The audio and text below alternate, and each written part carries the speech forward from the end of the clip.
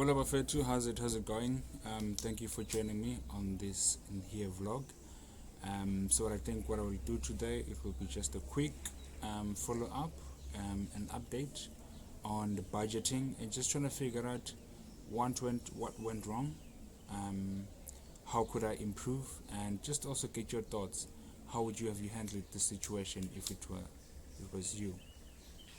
And as always, guys, I've got my notes here with me, just so I'm not rambling, just so I'm not going on and on and on and on. I'm just trying to make these videos as short and as informative as possible. So which way I've got my notes, and I try and just keep it and try and stick to that. Okay, so if you see me looking down, just know I'm referring to my notes right here in front of me. Cool. So yeah, so this is the follow-up on the November budget, which I posted on the last video, working on my average, which I've been getting for the last few months, which was averaging at 6 grand. Awesome. And I got paid more than 6 grand actually in reality, and then got paid like 8 grand. Awesome. And I know that should be a good thing, but however, I just want to go over the budgeting and just what literally went wrong this month. And it was a reminder that, you know what, guys, life is not your friend, and life will always throw curveballs at you. But the most important thing is not to give up, is to always look forward to your goal and try and adapt to the situation to try and make it look good. If you remember my introduction statement to all of this, I said, you know what, I'm going to try and tackle my debt in 18 months. And if anything goes wrong, I'll try and adapt and overcome the situation to try and look forward to the 18 months. So literally the first month when I've done these vlogs, curveballs got thrown at me, and I'm trying to adapt to that situation. So at the end of the video, when you've seen these curveballs that I'm drawing about, these unexpected deaths, I want to hear your opinions. I want to hear your thoughts on how you could have handled it better. So I'd worked on the 6k budget, and I budgeted for 350 for EEC, budgeted DS 110. I was gonna continue piling up my emergency fund with the 1k, and then I budgeted like 400 bucks for fuel, and then 500 bucks for sherbet, and then the saving scheme of 200 bucks, food at 900 bucks, and then internet and cell phone at 200 bucks, and then obviously start paying off my loan at 1.3, and then whatever would be left after that, I would throw it towards the bill. Yeah, my loan, sorry, not the bill. Okay, so now in reality, this is what happened. Number one, I got paid more than the 6k, which means I got paid 8 point something, so I think it was about 8.3, and these were my expenses. As per the budget, the 350 for EEC, DS at 110 bucks, the saving schemes at 200 bucks, and food ended up spending about 700 bucks. But I still need to get some things here and there. I'm sure it will run up to the 900 bucks mark. And then with the internet and connections, I scaled it down to 100 bucks, and then I've already spent 250 bucks on fuel. And then I put aside 1.5 towards my side hustle.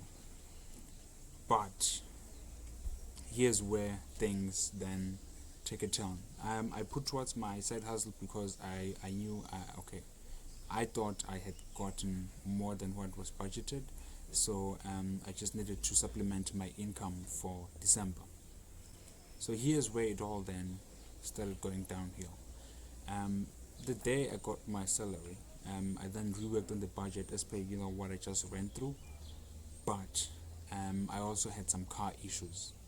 So what that means, it means I had unexpected expenses which I had to pay, and I ended up spending 1,010 bucks at Volkswagen.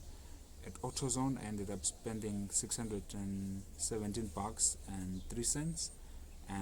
Realized we had to go back to AutoZone again because we had missed some parts, so we had to spend another 485 bucks and 94 cents. And then we had to go back to Volkswagen again because we had also missed some parts there, and I spent about 533 bucks there. And then we had to fork out about 600 bucks at engineering just so they could fix some parts. And then because we're using my mechanic's car, I gave him about $70 for fuel, and then we spent about $100 on food. Not just him, it was a couple of other people as well. So all in all, I think I spent about 4.3 on the car alone, and that put a huge dent on my budget. But I'd rather have a working car than have an unreliable car for this whole December period. So for me, it felt like an expense which I had to fork out for. But what it did do, it threw me off the budget. It threw me off the budget by a lot, as you can tell. I mean, already that's the car expenses alone are like half the income which I got, and it put me in negative. In fact, I had to supplement that money. I had a couple of bucks in cash with me, which also put toward this, and yeah, it wasn't a nice feeling, especially since I was looking forward to having a more positive outlook, a more positive feedback to say, yeah, you know what, I hit my budget, I hit everything well, I started paying off my loans, and everything is good and dandy. What that means at the moment means I am less the bank loan money, which is about 1.3, and I am currently in the process with the bank. I'm doing a video actually for those who are in a situation where your banks told you to come and apply for bank holiday, and you found that they've increased your loan, and they've also offset they've also put your current account in negative. I'm actually working on a video on how to solve that problem. I'll share with you once the process is all complete and done.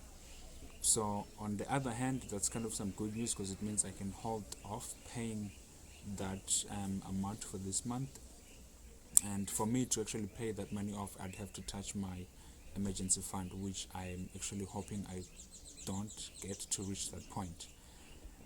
So yeah, that is the follow-up on the budget. Life is not your friend, guys. It will always throw some things towards you, and in fact, payday comes once a month, and this is where most people crack. They've had these unforeseen expenses.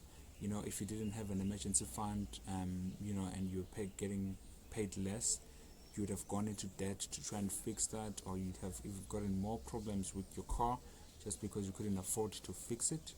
And this is where the mind games start happening now. Your emotions start taking over, and you feel like you can't do this, you can't reach your targets, you can't reach your goals, you can't save, life is just fighting against you. But in actual fact, I actually feel the opposite way. I look at it like, this is some great challenges, and actually it was a good thing for me to actually being financially conscious and start noting these things.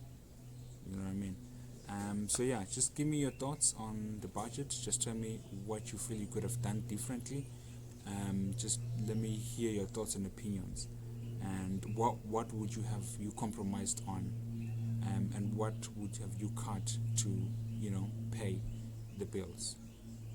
Alright, that's it. That's just a quick follow-up, and just to say, I've accepted that maybe I might not have hit the target for November in terms of that 18 months goal, but we move. We keep on going, and we look forward to the next one. It's just a matter of keeping your emotions in check. And I don't have money at all, but I don't have the feeling of being broke, because I've got my emergency fund on standby.